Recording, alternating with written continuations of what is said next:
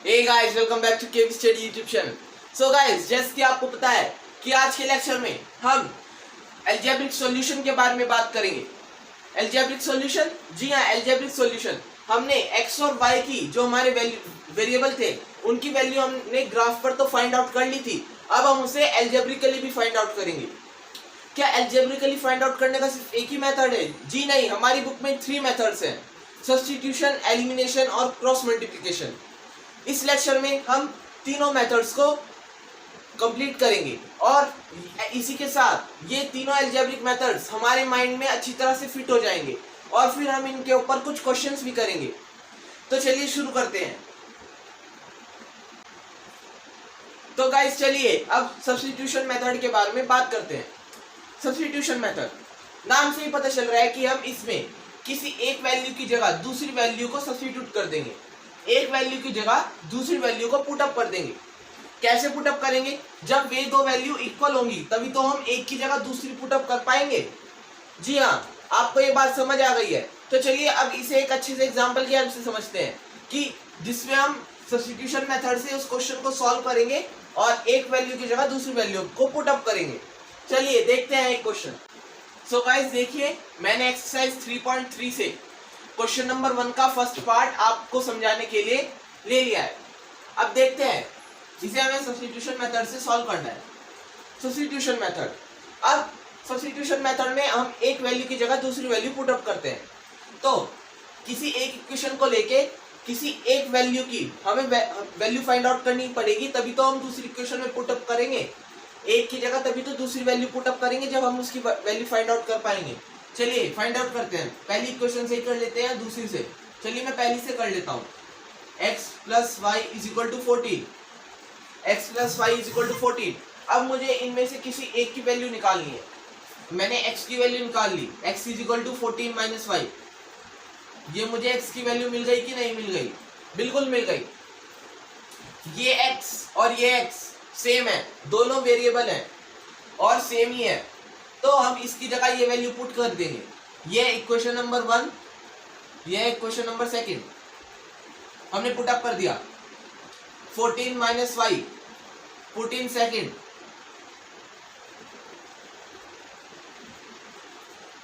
x minus Y is equal to 4। ठीक है, अब x की जगह वैल्यू पुट अप करते हैं। 14 minus Y is equal to 4। ठीक है, अब 14 minus Y is equal to 4। Y से वाई क्या हो जाएगा? वाई से वाई बताइए क्या हो जाएगा? कैंसिल हो जाएगा? नहीं होगा, क्योंकि ये दोनों माइनस के हैं। कहाँ हैं आप? कैंसिल कैसे हो जाएगा? 14 minus 2y is equal to 4। 14 को उधर शिफ्ट कर दिया, minus 2y is equal to 14 minus of 14 plus 4, क्योंकि ये प्लस का 14 उधर जाकर माइनस का, तो 14 माइनस 4 10, जो कि क्या होगा? माइनस का 2y is equal to minus 10। Minus से माइनस कैंसिल, 2 से 10 5 टाइम्स कैंसिल, तो y की वैल्यू क्या आ गई? 5। y हमें 5 मिल गई। अब इसे हम पहली इक्वेशन में पुट कर देते हैं, चाहे तो आप सेकेंड इक्वेशन में भी पुट कर सकते हैं। मैं पहली इक्वेशन में पुट कर देता हूं। Put y is equal to 5 in equation 1। पहली इक्वेशन में y इज इक्वल टू 5 हम पुट कर देते हैं। x plus Y is equal to 14, y is equal to 5 है, तो x को यहीं रहने देते हैं और 5 को उधर शिफ्ट कर देते हैं। x is equal to 14 minus 5 is equal to 9, तो x की वैल्यू हमें 9 मिल गई। यहां से क्या पता चला? x is equal to 9, y is equal to 5। x is equal to 9, y is equal to 5। समझ में आ गई इतनी बात? तो चलिए अब दूसरे मेथड की तरफ आते हैं। तो चलिए गाइस, अब आते हैं एलिमिनेशन मेथड के पास। एलिमिनेशन मेथड, नाम से ही पता चल रहा है, इसमें हम दो क्वांटिटीज को एलिमिनेट करेंगे, कैंसिल आउट करेंगे। अब दो क्वांटिटीज कैंसिल कैसे होती हैं? जब वे अपोजिट हो। जैसे कि यहां पर मैंने लिखा -2 और +2। अब अगर मैं इन्हें साथ में ले आऊं, -2 + 2, मैंने +2 में से -2 सब्ट्रैक्ट कर दिए, 2 में से मैंने 2 सब्ट्रैक्ट कर दिए, आंसर क्या मिला 0, एलिमिनेट हो गए। 2 से 2 एलिमिनेट हो गया क्योंकि ये दोनों अपोजिट थे। जी हाँ, हम इसमें भी अपोजिट साइन कर कर ही दो इक्वेशंस जो हमें दे रखी होंगी उनके हम कोफिशिएंट्स किसी तरह सेम करना चाहेंगे। कोफिशिएंट्स वेरिएबल किसी भी तरह हम सेम करना चाहेंगे जिससे हम उन्हें एलिमिनेट कर पाए और हमें अपनी डिजायरेबल क्वांटिटीज की वैल्यू मिल जाए। चलिए शुरू करते हैं एक एग्जांपल की हेल्प से। सो गाइस चलिए मैंने आपके लिए एक्सरसाइज 3.4 का क्वेश्चन नंबर 1 का पार्ट 1 समझाने के लिए ले लिया है। तो चलिए इसे एलिमिनेशन मेथड से सॉल्व करते हैं। क्या लिखा है, x plus Y is equal to 5 और दूसरी क्वेश्चन क्या है 2x minus 3y is equal to 4। अब क्वेश्चन को शुरू करने से पहले एक बात समझिए, एडिशन में चीजें कैसे कैंसिल आउट होती हैं। अगर साइंस अपोजिट हो, -2 प्लस 2 एडिशन किया है, नीचे प्लस का साइन है, +2 एडिशन किया है तो ये माइनस का है प्लस का है, कैंसिल आउट क्या होगा 0 होगा। सब्ट्रैक्शन में कैसे कैंसिल आउट होती है चीजें, जैसे कि यहाँ लिखा है -2, यहाँ भी है -2। सब्ट्रैक्शन में क्या होता है, साइन चेंज, माइनस की मल्टीप्लाई होती है कि नहीं नीचे वाली क्वांटिटी में, तभी तो साइन चेंज होता है। माइनस इंटू माइनस क्या होगा, -2 प्लस 2 नीचे आ जाएगा प्लस का 2। सब्ट्रैक्शन में ऐसे कैंसिल आउट होती है चीजें, नीचे के साइन अपोजिट कर कर चेंज कर कर, नीचे के साइन चेंज कर कर, ऐसे सब्ट्रैक्शन में कैंसिल आउट होती है चीजें। तो चलिए अब यहाँ पर शुरू करते हैं। x plus Y is equal to 5, 2x minus 3y is equal to 4। Cancel out होने के लिए कैंसिल आउट होने के लिए चीजें नंबर सेम, कैंसिल आउट होने के लिए नंबर सेम होने चाहिए, बिल्कुल। तो चलिए नंबर सेम करते हैं, x को सेम करूं या y को सेम करूं, कहने का मतलब x के कोफिशिएंट को सेम करूं या y के कोफिशिएंट को सेम करूं, बताइए क्या करूं। चलिए मैंने y के कोफिशिएंट को सेम करना चाहा, क्या करूंगा मैं, करा x plus Y is equal to 5, किसकी मल्टीप्लाई करूं मैं, 3 की मल्टीप्लाई, बिल्कुल। तो क्या आ जाएगी equation, 3x plus 3y is equal to 15। 3 की कंप्लीट में करेंगे क्योंकि ये कंप्लीट इक्वेशन है, सिंगल टर्म में नहीं कर सकते क्योंकि ये कंप्लीट इक्वेशन है। तो हमें अपनी नई इक्वेशन क्या मिली, ये मिली 3x plus 3y is equal to 15। चलिए अब इसका यूज कर सॉल्व करते हैं। 3x plus 3y is equal to 15, 2x minus 3y is equal to 4। अब एडिशन में साइन अपोजिट होते हैं, है क्या, देखते हैं। Minus of 3y plus of 3y, minus of 3y plus of 3y, science opposite है तो सब्ट्रैक्शन करने की तो जरूरत ही नहीं है। बहुत बढ़िया, तो ऐड कर देते हैं, ये कैंसिल हो गया, 3 to 5x is equal to 15 और 4, 15 4 19, x की वैल्यू क्या आ गई 19/5, x की वैल्यू क्या आ गई 19/5 आ गई। बहुत बढ़िया, x की वैल्यू आ गई 19/5। अब इसे इक्वेशन फर्स्ट में पुट अप कर देते हैं। चलिए करते हैं put up. x plus Y is equal to 5, x plus Y is equal to 5, x की जगह क्या आया है 19/5, x की वैल्यू क्या आई 19/5 plus y is equal to 5। यही आई है क्या वैल्यू, जी हाँ बिल्कुल यही आई है। तो चलिए अब y की वैल्यू आप फटाफट से फाइंड करके दिखा दीजिए। y की value y is equal to 5 minus 19/5, ये होगा क्या।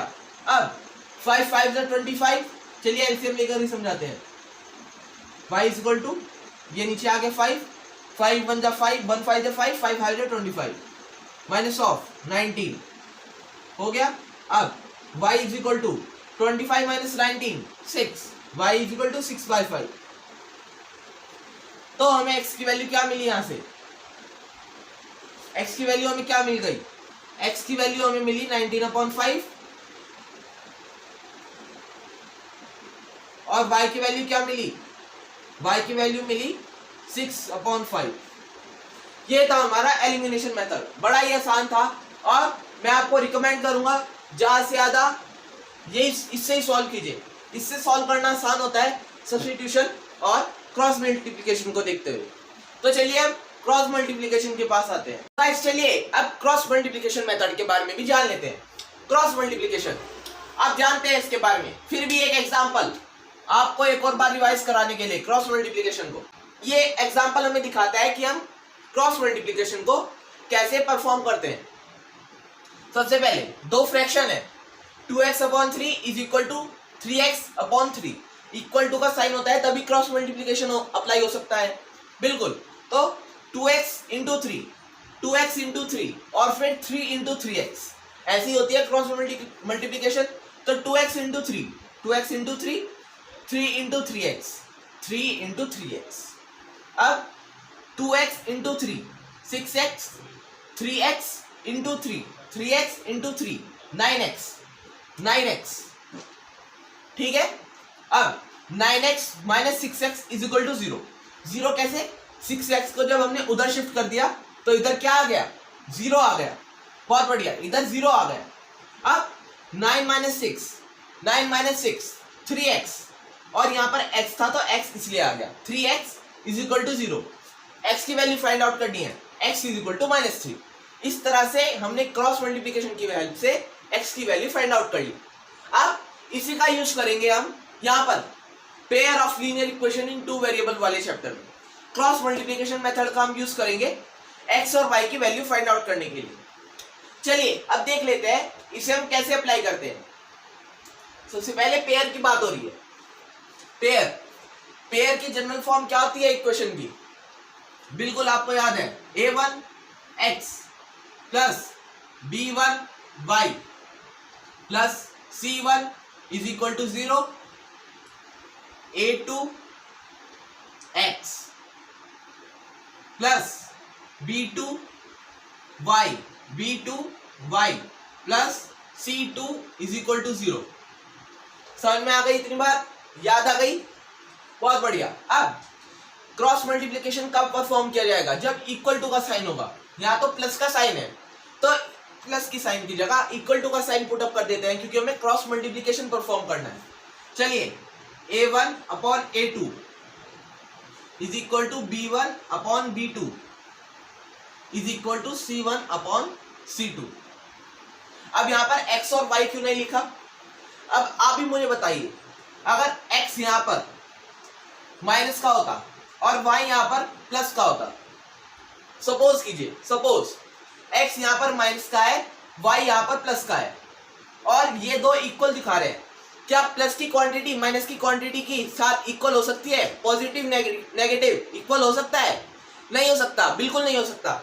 यहाँ तो हम जनरल फॉर्म की बात कर रहे हैं, क्या पता a नेगेटिव हो और a नेगेटिव की वजह से x भी नेगेटिव हो जाएगा और फिर माइनस का x is equal to positive plus का y, अटपटा सा लगेगा। माइनस का कोई नंबर है और वो इक्वल है प्लस के नंबर के साथ, हो ही नहीं सकता, इसलिए हम यहाँ उन्हें नहीं लिखेंगे, हम उन्हें कहाँ लिखेंगे, x को ऊपर y को ऊपर, क्योंकि हमें x और y की वैल्यू फाइंड आउट करने हैं। मेन मोटो क्या है, x और y की वैल्यू फाइंड आउट करना, तो इन्हें सबसे ऊपर रख दिया। अब यहाँ पर हमने देखा a की मल्टीप्लाई हो रही थी x के साथ, a इंटू एक्स, और b की मल्टीप्लाई हो रही थी y के साथ, b इंटू वाई। डॉट का मतलब मल्टीप्लाई का साइन होता है, याद रखिए, डॉट का मतलब मल्टीप्लाई। a की मल्टीप्लाई x के साथ हो रही थी, b की मल्टीप्लाई y के साथ हो रही थी, तो हमने इन दोनों को ऊपर लिख दिया। अब c की मल्टीप्लाई किसके साथ हो रही है, एक कांस्टेंट टर्म है, 1 के साथ हो रही है क्या, बिल्कुल 1 के साथ मल्टीप्लाई हो रही है, तो 1 कहाँ आ जाएगा, ऊपर आ जाएगा, ऊपर आ जाएगा। बहुत बढ़िया, ये भी बात समझ आ गई। अब ध्यान से देखिए, अब हम आगे क्या करने वाले हैं। हमने देखा a1/a2 is equal to b1/b2 is equal to c1/c2, और x y और 1 की वैल्यू ये जो हमें दिख रही थी मल्टीप्लाई में, हमने इन्हें सबसे ऊपर पुट कर दिया। अब हम क्रॉस मल्टीप्लिकेशन कैसे परफॉर्म करेंगे यहाँ पर, उसके बारे में अब हम डिस्कस करेंगे। सबसे पहले अगर मुझे x की वैल्यू फाइंड आउट करनी है, तो मैं क्या करूंगा, x को छुपा दूंगा, याद रखिए ये बात। अब x जब चला गया, यहाँ से चला गया, इसे भूल जाइए। अब क्या बचा है, b1/b2 is equal to c1/c2, तो हम क्या करेंगे, हम करेंगे जैसे क्रॉस मल्टीप्लिकेशन परफॉर्म करते हैं, b1 into c2 b2 into c1, b1 into c2 b2 into c1। मगर यहाँ पर एक ट्विस्ट है, बीच में माइनस का साइन आ जाएगा जब हम परफॉर्म करेंगे। b1 इंटू c2, फिर हम इधर आए तभी तो हमने b2 इंटू c1 करा, b1 इंटू c2 माइनस का साइन आएगा, फिर b1 इंटू c2 माइनस का साइन आ गया बीच में, b2 इंटू c1 ये आ गया। और ये किसकी वैल्यू है, x की, क्योंकि x को हमने सबसे ऊपर रखा था। अब हमें इसी तरह y की भी वैल्यू फाइंड आउट करनी है, तो हम क्या करेंगे, y को छुपा देंगे। अब इस बार हम y को छुपा देंगे, चलिए y को भी छुपा देते हैं। अब मैंने y को छुपा दिया, अब क्या बनेगा बताइए, a1 into c2 minus a2 into c1। देखिए a1 इंटू c2, क्योंकि ये तो छिप गया, इसे हम भूल गए, तो a1 इंटू c2 डायरेक्ट इससे होगी क्या, बिल्कुल। और फिर a2 इंटू c1, मगर बीच में साइन किसका होगा, माइनस का होगा कि नहीं होगा, बिल्कुल होगा। बीच में साइन किसका होगा, माइनस का होगा। अब हम चलिए इस कांस्टेंट की वैल्यू भी फाइंड आउट कर लेते हैं। अब मैंने आपके लिए थोड़ा सा एरिया क्लीन कर दिया जिससे आपको अच्छी तरह समझ आए। अब हमें c की वैल्यू फाइंड आउट करनी है, तो क्या करेंगे, सीधा c को छुपा देंगे, क्या करेंगे, c को हम छुपा देंगे। तो आप बताइए, वीडियो पॉज कीजिए और खुद बताइए। जी हाँ, आपने एकदम सही बोला। 1 के अंडर में क्या आएगा, 1/a1 into b2 minus a2 into b1। बिल्कुल, आपने क्या देखा यहाँ पर कॉमन, ये प्रोसेस फॉलो होगा, a1 b2 फिर माइनस a2 b1, ऐसे एक बार ऐसे गए, फिर ऐसे गए। समझ में आ गई इतनी बात, बहुत बढ़िया। अब हम कैसे इनकी वैल्यू फाइंड आउट करेंगे इस मेथड से, x और y की। x और y वेरिएबल ऊपर ऐसे ही, नीचे हमें कांस्टेंट्स मिल जाएंगे और फिर हम उन्हें सॉल्व कर लेंगे और x और y की वैल्यू फाइंड आउट कर लेंगे। बहुत बढ़िया। अब चलिए इसके ऊपर एक क्वेश्चन हो जाए जिससे हमारे माइंड को अच्छी तरह से क्लियर हो जाए और फिट भी हो जाए माइंड में। तो देखिए गाइस, मैंने आपको समझाने के लिए एक क्वेश्चन ले लिया है। अब चलिए इसे क्रॉस मल्टीप्लिकेशन मेथड से सॉल्व करते हैं। सबसे पहले a1 क्या है, यहाँ पर a1 डायरेक्ट लिखिए, ये फर्स्ट इक्वेशन, ये second equation, a1 b1 c1 a2 b2 c2। a1 क्या है, a1 है 2, b1 क्या है, b1 है 1, क्योंकि 1 इंटू y, ठीक है, 1, b1 है 1। और c1 क्या है, ये 5, जब इधर आएगा तो क्या हो जाएगा, माइनस का हो जाएगा। इक्वेशन क्या हो जाएगी, 2x plus y minus 5 is equal to 0। ये हो जाएगी क्या इक्वेशन, जी हाँ। तो c1 क्या आ गया, -5। बहुत बढ़िया। अब दूसरी equation, 3x plus 2y is equal to a।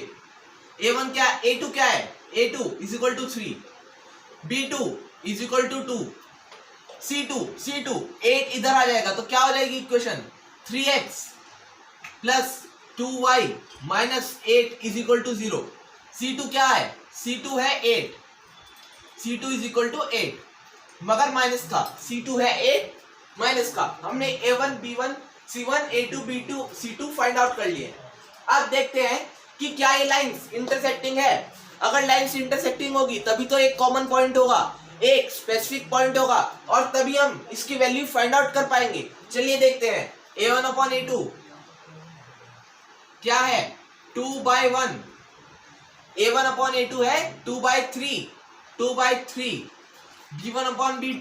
b1/b2 is equal to 1/2, क्या दिख रहा है, 2/3 is not equal to 1/2, 2/3 equal नहीं है 1/2 के। तो लाइंस क्या होंगी, क्या होंगी बोलिए, इंटरसेक्टिंग होगी, स्पेसिफिक पॉइंट होगा, तो हम एक्स और वाई की वैल्यू फाइंड आउट कर सकते हैं इस केस में। चलिए फटाफट से फाइंड आउट करते हैं।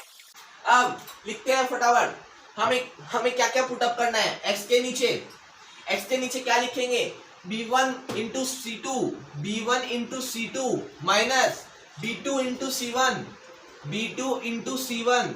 कॉपी उठा के देखिए, मैंने आपको अभी लिखवाया है, आपको याद होगा।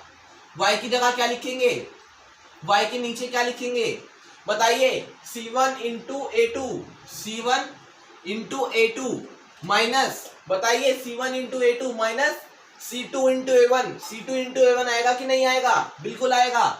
c2 into a1 c1 into a2 minus c2 into a1, बहुत बढ़िया, ये भी आ गया। अब आखिरी में वन के अपॉन में a1 into b2, a1 into b2 minus of a2 into c1, a2 into c1। तो क्या आ गया, ये हमें मिल गई। अब हमें इसमें ही वैल्यू पुटअप करनी है, किसकी, जो हमारे कोफिशिएंट्स हैं उनकी वैल्यू बस यहाँ पर पुटअप करनी है और एक्स और वाई की वैल्यू फाइंड आउट करनी है। चलिए शुरू करते हैं।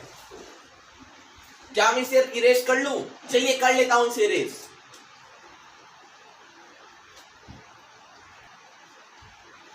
तो चलिए गाइस, मैंने इरेज कर लिया है और अब कोफिशिएंट्स की जगह उनकी असली वैल्यू पुटअप कर देते हैं। चलिए एक्स ऊपर b1 into c2, b1 into c2, ये रहा 1 इंटू -8 माइनस ऑफ, माइनस का साइन है बीच में, माइनस मत भूलिएगा, मेन स्टेप यहीं पर आता है कि आप कौन सा साइन लगाते हैं, माइनस नहीं लगाया, पूरा क्वेश्चन गलत। b2 into c1, b2 into c1, b2 into c1, ये रहा b2 इंटू c1, तो 2 इंटू -5। आ गई बात समझ में, बहुत बढ़िया। अब देखिए y के अपॉन में क्या है, c1 into a2, c1 into a2, ये रहा -5 into -3, -5 into 3 minus of, minus का 3 नहीं था, 3 था positive, sorry, minus c2 into a1, c2 into a1 माइनस ऑफ 8 इंटू a1 क्या है 2, ठीक है, is equal to 1 upon a1 into b2, a1 into b2, 2 into 2 minus of, क्या है आगे, a2 into b1, a2 into b1, a2 into b1, 3 into 1 हो गया। अब बस सॉल्व करना है, फटाफट से सॉल्व कर देते हैं इसी बात पर। माइनस ऑफ 8, 2 5 10, मगर माइनस का अंदर आएगा 10, क्योंकि बाहर माइनस का साइन पहले से ही है, मगर ऊपर क्या है x upon minus of 8 minus of -10, okay. अब is equal to y upon minus of 5 into 3 minus of 15 minus of 8 into 2 minus of 16 is equal to 2 2 जा 4 माइनस 3 1 जा 3, इतना आ गया, बहुत बढ़िया बहुत बढ़िया। अब x upon -8 into -8 minus x into -10, बताइए क्या होगा, क्या माइनस का 10 पॉजिटिव हो जाएगा, बिल्कुल हो जाएगा। देखिए x upon minus of 8, minus के अंदर मल्टीप्लाई प्लस का 10 is equal to y upon minus of 15 into minus का जो साइन है वो अंदर इंटू हो जाएगा, minus minus plus 16 is equal to 1/1, 4 minus 3 1।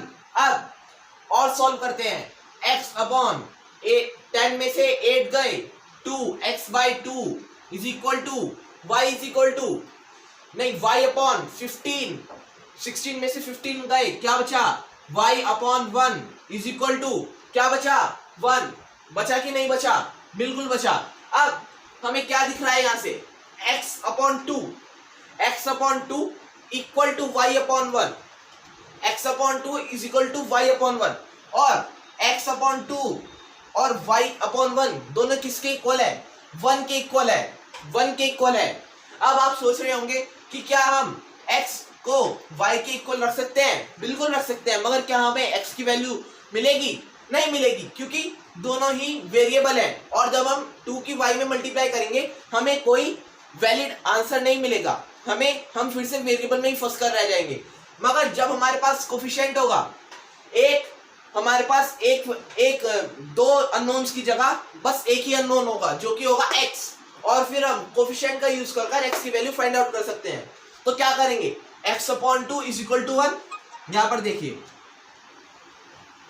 x/2 is equal to 1, क्योंकि ये दोनों इसके इक्वल है, 1 के इक्वल है। तो हमने सोचा कि इन दोनों की बात मानते हैं, क्योंकि ये दोनों कह रहे हैं ये सही है, तो मतलब ये भी इससे एग्री करता है और ये भी इससे एग्री करता है, क्योंकि दोनों इक्वल हैं, दोनों एक चीज के इक्वल हैं।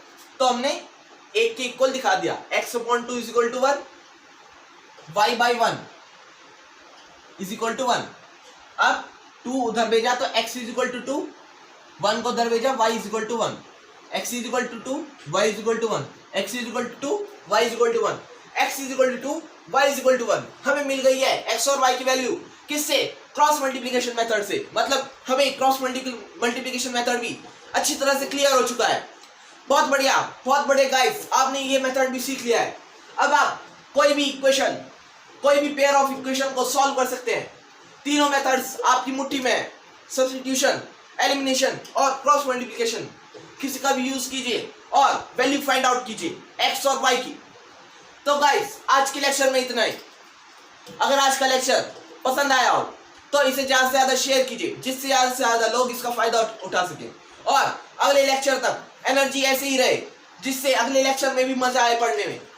तो तब तक के लिए बाय बाय। अगली वीडियो बहुत जल्द आएगी, तब तक के लिए बने रहे केबी स्टडी के साथ।